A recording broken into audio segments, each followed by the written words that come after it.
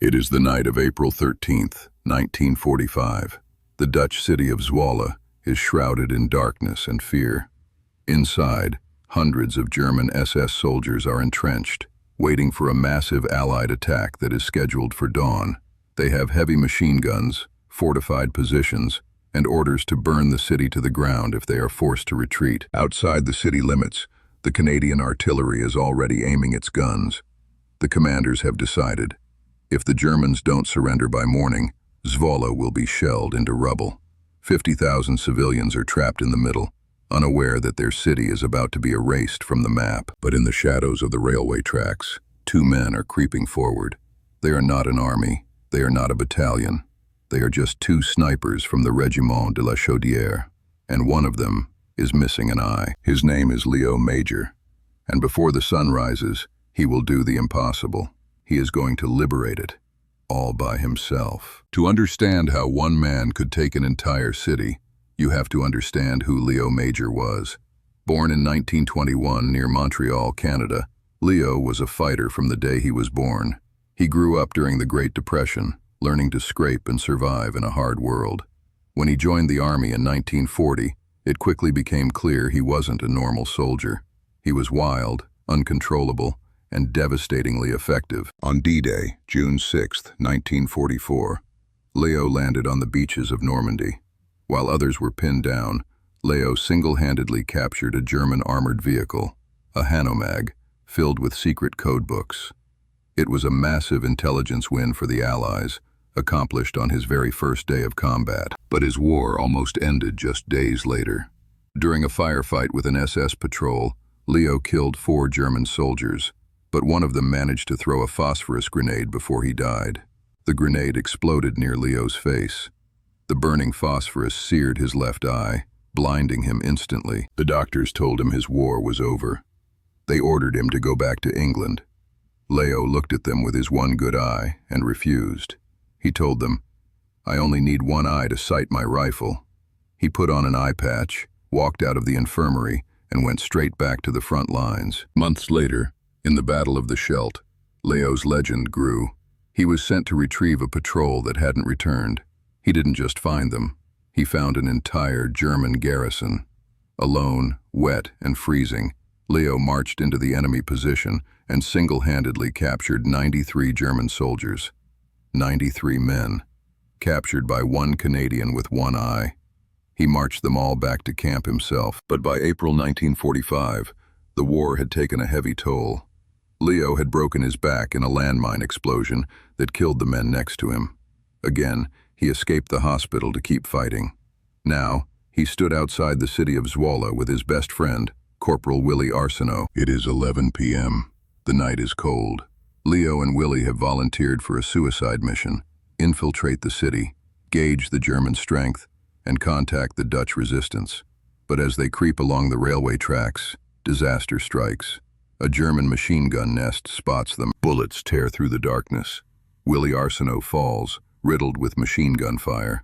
Léo dives for cover, but it is too late. His best friend dies in the dirt beside him. Something inside Léo Major broke that night. But it wasn't fear. It was pure, cold rage. He didn't retreat. He didn't radio for help. He picked up Willie's machine gun, slung extra ammo bags over his shoulder, and made a decision. He wasn't just going to scout Zwolle anymore.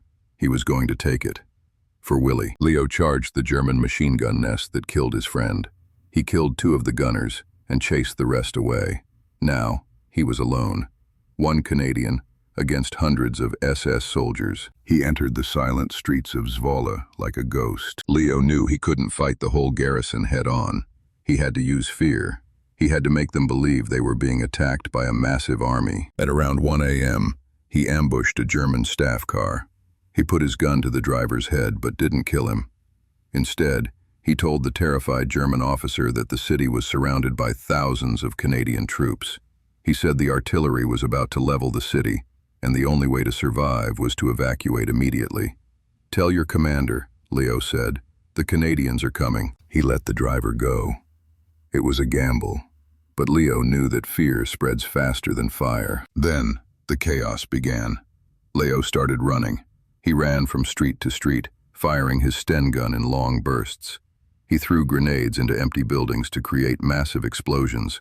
Rat-tat-tat-tat, boom! He would fire from one corner, sprint 2 blocks over, and fire again from a different angle.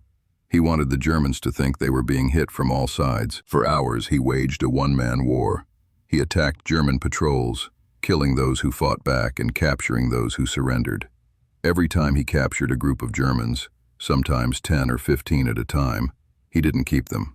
He marched them to the edge of the city, handed them over to the Dutch resistance or astonished Canadian units waiting outside, and then he ran back into the city to do it again. He went back 4 times, back into the hell he was creating. Inside the German headquarters, panic was setting in. Reports were flooding in from everywhere. Enemy troops in the north, explosions in the east, machine gun fire in the center.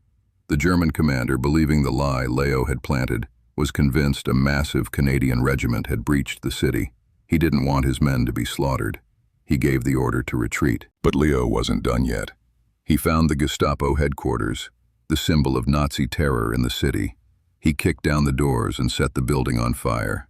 As the flames roared into the night sky, fighting an SS patrol in the burning light, Léo Major looked like a demon of vengeance. One eye, a face scarred by war, standing amidst the fire of his own making. By 4 a.m., the shooting stopped. The streets fell silent.